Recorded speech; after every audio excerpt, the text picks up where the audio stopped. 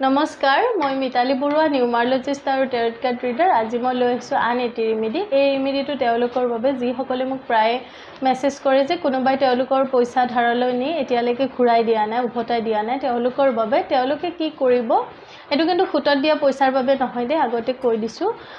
যিসকলে ধাৰ দিছিলে তাৰপিছত পইচাটো পোৱা নাই, তেওঁলোকৰ বাবেহে। তেওঁলোকে কি কৰিব, 11টা অমাৱস্যাত কৰিব এই কামটো। বগা কাগজ ল'ব, অমাৱস্যাৰ দিনাখন বগা কাগজত নীলা বা সেউজীয়া চিয়াহেৰে সেই মানুহজনৰ নামটো লিখি ল'ব আৰু তাত 11টা লং দিব। লং সম্পূৰ্ণ ফুল থকা লংটো হ'ব লাগিব।